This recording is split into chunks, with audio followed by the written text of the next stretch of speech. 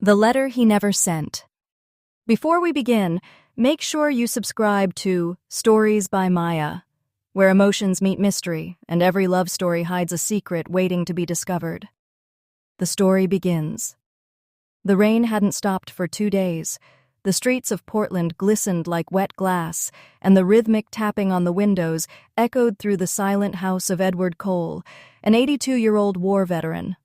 He sat by the window in his old rocking chair, the one his wife, Margaret, had bought him decades ago when his knees had started giving up.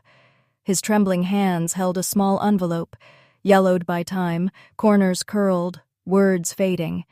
On it, in neat cursive letters, it said, "To my dearest, should you ever forget me." Edward stared at the words as if trying to pull the voice of his wife from between the lines.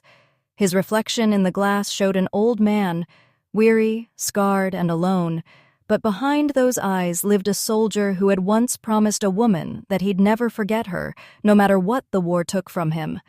Tonight, for the first time in 50 years, he was ready to open the letter. It all began in the summer of 1971. Edward was 28 then, a decorated soldier just back from Vietnam. His heart was heavier than the medals pinned to his chest. The world seemed loud. Too loud, cars honking, people laughing, and he felt like an outsider in a place that used to be home. That's when he met her. Margaret. She wasn't the kind of woman who spoke loudly or laughed too much. She had this quiet grace about her, like she carried peace inside her, the kind that could silence the chaos in any man's heart. They met at a small diner near the bus station. Edward had dropped his wallet there without realizing it, and Margaret, who worked part-time as a waitress, chased after him in the rain to return it. "Sir, you forgot this," she said, her voice trembling slightly as thunder cracked in the distance. Edward looked at her, drenched, smiling, holding his worn-out wallet, and for the first time since the war, he smiled back. That was how it started. Two souls, both broken in different ways, found healing in each other. Edward and Margaret married the next year. Their love wasn't perfect, but it was real. They built a small home near the edge of the woods, where he could breathe freely and she could paint, her greatest passion. She often told him, "Love isn't about how long we have, Eddie. It's about how deeply we feel it while it lasts." He never forgot those words. But years have a way of changing everything. By the time Edward turned 70, Margaret began to forget things. Where she kept the keys, what day it was, sometimes even the names of her paintings. Doctors called it early Alzheimer's. At first, it was little things. Then, one night, she looked at him and asked, "Who are you?" It was the hardest battle Edward had ever fought, and he'd fought in a war. Still, he stayed by her side, telling her stories every evening, about their first kiss, the old diner, the rainy night she returned his wallet. He told them not to remind her, but to remind himself that love is worth remembering even when memory fades. And then, one morning, she was gone. Not dead. Gone. She left a note on the kitchen table. It said only, "Don't look for me, Eddie. I love you too much to let you watch me disappear." No one could find her. Police searched for months. The neighbors whispered that she might have wandered into the woods and gotten lost. But Edward refused to believe that. "She's alive," he'd say. "She just didn't want me to see her like that." He spent years writing her letters, every month, one more, telling her about the flowers blooming in the garden, the sound of the birds, and how much he missed her laugh. He never sent them because he didn't know where to.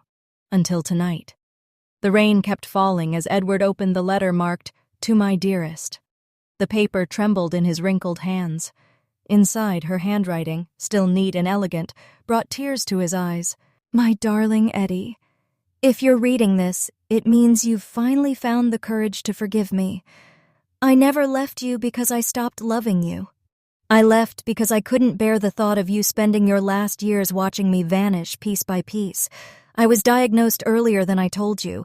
The doctors said I might forget my own name in months, but I never wanted you to remember me that way, confused, scared, and broken.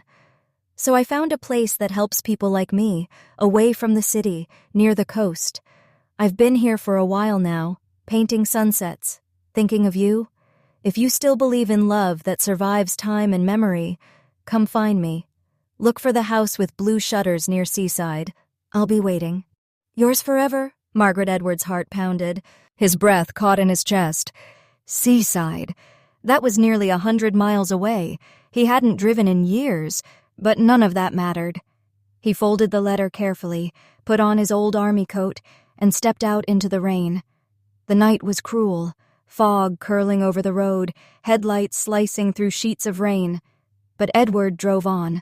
His old pickup groaned, but so did his heart. With every mile, memories flooded him. Margaret laughing, Margaret painting, Margaret dancing barefoot on the porch one summer evening. And yet there was a flicker of fear. What if she wasn't there? What if she didn't remember him at all? By dawn, he reached Seaside. The air smelled of salt and rain. The ocean stretched endlessly ahead, whispering secrets of time. He followed the coastal road until he saw it, a small cottage with blue shutters, just like she'd written. His hands shook as he approached the door.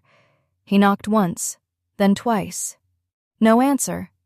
He turned the handle, unlocked. The door creaked open. Inside, the faint scent of lavender lingered. Paintings covered the walls, all of them of the same man in different stages of life, young, middle-aged, gray-haired. Him. Edward stood frozen. On the table sat a small, unfinished painting. A woman holding a letter, her eyes filled with tears, standing in front of a house with blue shutters. And beside it, a photograph. Margaret, sitting in a wheelchair, smiling at the sea. The back of the photo read, "He'll find me one day." Edward felt something move behind him. Slow footsteps. He turned around. There she was. Older, thinner, but still her. Margaret stood in the doorway, a blanket wrapped around her shoulders, her hair silver like the morning mist. She blinked, studying his face. Then, softly, like a whisper carried by the sea, she said, "Eddie?" Tears blurred his vision. "It's me, love. I finally found you." For a long moment she just stared, then her trembling lips curved into the gentlest smile. "I knew you'd come," she said. "I waited. Every day." They spent that morning together, sitting on the porch, the sea stretching before them like eternity. Margaret couldn't remember everything. Sometimes she called him by his name, sometimes she forgot. But she knew him in her heart, and that was enough. She showed him her paintings, each one a fragment of memory she refused to lose. The one of the rainy diner, the garden, the rocking chair. Every painting was a memory she'd fought to keep alive, even as her mind betrayed her. Edward held her hand and whispered, "You never disappeared, Maggie. You were here all along. In every sunrise, in every breath I took." She smiled faintly. "Then you found me twice, once in this world and once in your heart." Days turned into weeks. Edward stayed by her side in Seaside. The doctors said her time was short, but he didn't care. Time had already taken enough from them. One evening, as the sun dipped below the horizon, she asked him to read her one of his old letters, the ones he never sent. He picked one at random and began reading. "My dearest Margaret, every morning I wake up hoping today's the day you walk back through that door. The house is quiet without your laughter. The garden still blooms, but it doesn't feel alive without your touch. They say love fades when memory fades, but I think they're wrong. I think love is what remembers us when we forget ourselves." By the time he finished, Margaret's eyes were closed, her breathing soft and slow. He kissed her forehead and whispered, "Sleep, my love." And she did, peacefully, as the ocean murmured in the distance. Weeks later, Edward stood alone on the shore, holding her ashes. He released them into the wind, watching as they danced across the sea, free, like the woman she had always been. He smiled through his tears. "You never really left, Maggie. You just went ahead." If this story touched your heart, don't forget to subscribe to Stories by Maya, because sometimes the most powerful love stories are the ones time tries and fails to erase.